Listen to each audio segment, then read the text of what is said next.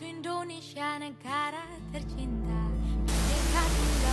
14 Oktober 1999, Habibie melangkah memasuki ruangan sidang istimewa MPR RI.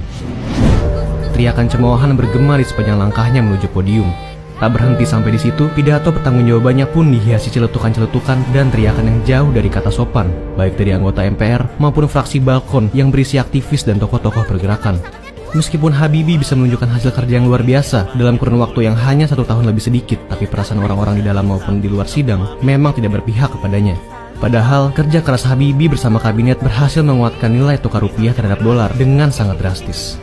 Setelah terpuruk dalam krisis moneter 1998, nilai tukar dolar begitu perkasa terhadap rupiah, yaitu Rp15.000 per 1 dolar. Dalam waktu kurang dari 1 tahun, Habibie berhasil mengubahnya menjadi hanya Rp6.500 per 1 dolarnya.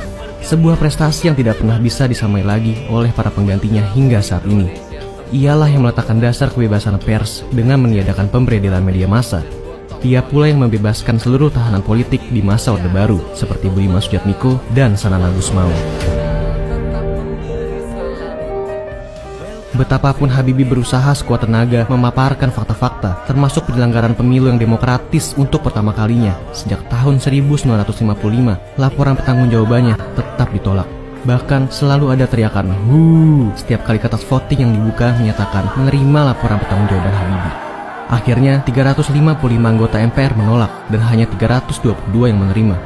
Habibie kehilangan legitimasi untuk menjalankan diri sebagai presiden pasca pemilu tahun 1999. Dan orang yang menggantikannya tidak pernah kunjung bisa menyaingi hasil kerjanya. Kita memang sangat terikat dengan perasaan, soal suka dan tidak suka, soal prasangka buruk tanpa pernah mau secara objektif menilai hasil kerja seseorang. Apalagi terhadap Habibie, selain dicap sebagai pewaris Orde Baru, Habibie ini juga seorang teknokrat tulen. 100% waktunya dihabiskan untuk bekerja, sehingga tidak punya kesempatan untuk pencitraan atau membina komunikasi politik agar populer. Padahal, kalau saja waktu itu kita tidak gila dengan populisme, heroisme yang tidak terlalu jelas ujung pangkalnya, negara kita mungkin punya jalan yang berbeda di tangan seorang teknokrat. Apakah hanya saya yang punya kerinduan ini? Mendambakan negara dipimpin kembali oleh seorang teknokrat.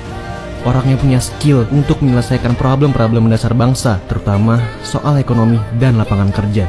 Orang yang larut dan tenggelam dalam bekerja, meski sering lupa membangun citra.